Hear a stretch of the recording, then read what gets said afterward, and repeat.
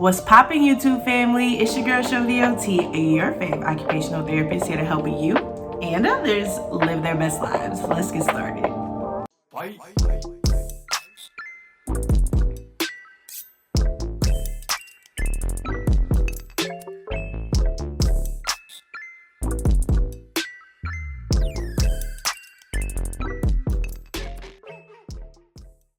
Okay, so as y'all read by that title, today's video is going to be about Cotreats. Now, what the heck is a Cotreat, you may ask? I'm going to tell y'all all about it. So today's video is going to be split up into like 3 parts. 1, what is a Cotreat or a co-treatment session? 2, what are the signs that your kid might need to switch from just an individual session to a co-treatment session?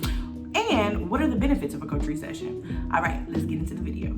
First, what is a co-treat session? So a co-treat or a co-treatment is when more than one discipline is treating within one session. I predominantly co-treat with speech therapists. So occupational therapists and speech therapists co-treat a lot within one session.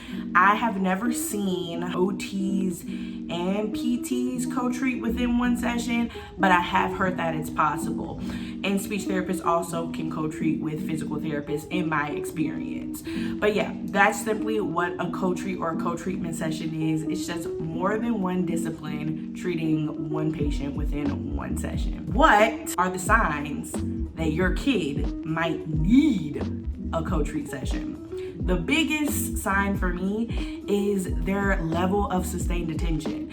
If they are a hot body and they're running all over the place, you probably need a co-treat, because if it's just you and your whole session is just trying to wrangle in the kid, trying to get them to sit and like to attend to whatever you're doing, if that's what most of your session is, then you'll probably benefit from a co-treat. If you're feeling that way as the OT or whatever discipline you are, then I'm sure if they're getting speech or PT or whatever they're getting to, that they're probably feeling the same way. Like, I'm really not getting much done because all I'm trying to do is getting the kid to try to pay attention to me.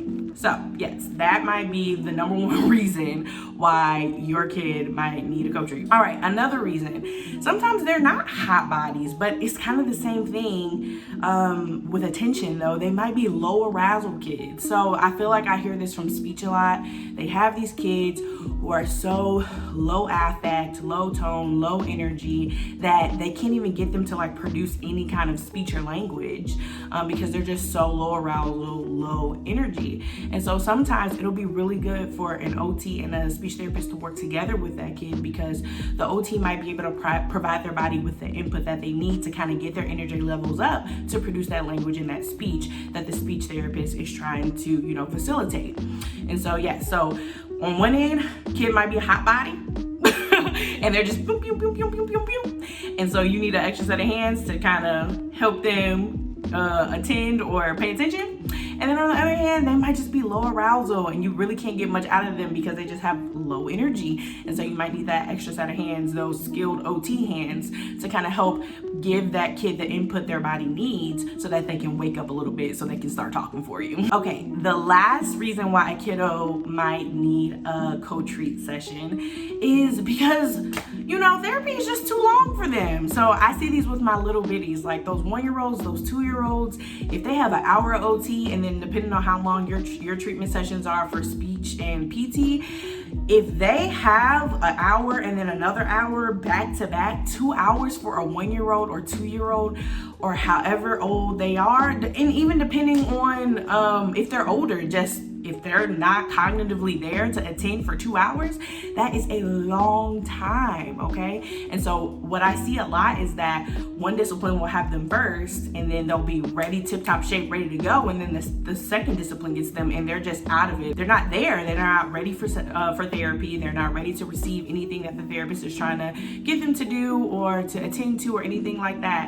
And so if you're seeing that they're doing great for the first therapy session, and then the second therapy session they're just like, I'm done, then therapy is probably just too long for them. So why don't we just combine the two and do a co-treat? I love my co-treat sessions, and yeah, I'm gonna tell you why. Let's go to the benefits of co-treatment sessions. Okay, the first benefit of doing a co-treat with another discipline is you just have more hands on deck. So for those kiddos who are hot bodies and it's hard to get them to attend to a task, I feel like when I'm by myself with those kiddos, I cannot set up a session. I can't get the next activity going because I'm just trying to keep this kid safe. I'm trying to keep them near me. I'm just trying to, manage the kid. I can't think about, grabbing a toy or setting up the next activity or anything like that. If you have a speech therapist or an OT or another person with you, then one person can make sure the kiddo is safe and that they're, not getting into any trouble. And the other person can go grab toys, go set up the next activity, and just do all of that. And it's just so much easier. You just got two sets of hands and things are just a lot smoother with another person around. The next benefit of doing a co-treat with another discipline is that you get to learn from that discipline. So I can't tell you how much I've learned from working with my fellow speechies. Like, I learned so much about all that they do that I find myself even using what I learned from them in my other sessions that aren't co-treat. So I'm over here playing OT and speechy because I've learned so much from them, and I feel like it's just overall helpful, because if we're learning from each other, then we can install or implement what we learn from the other discipline within all of our therapy sessions with all of our kiddos. And so I think it's just overall helpful for us as a discipline to learn from other disciplines so that we are aware and knowledgeable of, what our kids might be working on in that other discipline. So yeah, it's overall helpful for us as therapists, and it's overall helpful for the kiddo because now you know a little bit about their speech goals. So if they not doing they B's, P's, and M's like they supposed to be doing, so you can, get them lips together. Okay, see, I told you I know them by labials, okay?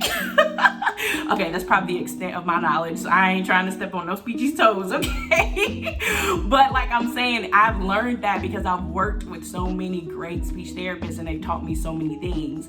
So, when my kiddo's not doing what I know they're supposed to be doing, even though they're in OT, I can still be like, oh wait, what did our speech therapist teach you to do? And then they like, all right, sorry, forgot. And it just keeps everybody accountable. And so they're still hitting those speech goals, even though they're in OT. And then they're probably still hitting those OT goals, even though they're in speech. It's a win-win situation. All right, last benefit of doing co-treats. You just get more done in less time. So I talked about, your kid might need a co-treat if they can't last for 2 separate sessions for 2 different disciplines. And so that's the benefit right here, is that you get 2 disciplines, 2 therapy sessions in one, basically. So it's just more time efficient. Your kiddo is getting both OT speech or both PT and speech in one session. And so y'all just knock that out in an hour instead of 2. So just another benefit that there is more done in less time. Okay, so that is all I have for co-treat sessions. Please let me know down in the comments if you have any questions or you have more benefits or more reasons why a kiddo could, benefit from a co-treat session. But before I go, I cannot leave y'all without mentioning my good friend. You guessed it, Picmonic, okay? So today we talked about co-treats and the benefits of working with other disciplines. Did y'all know that Picmonic is not only for OT students, okay? I know you've heard from them, from SHOtheOT. So you clearly they only help the OT students, but that's not true. Picmonic can help PT students, nursing students, PA students, pharmacy students, even paramedic and medical students, okay? And probably even more that I just forgot to mention, okay? So click that link down in the description box. Let them know that SHOtheOT sent you. And go get y'all study on so y'all can pass these exams and pass these boards. So that you can start making that shmoney, honey. All right, y'all. I will see y'all in my next video. Don't forget, click the link down below and go check out Picmonic. See y'all in the next video. Bye, guys.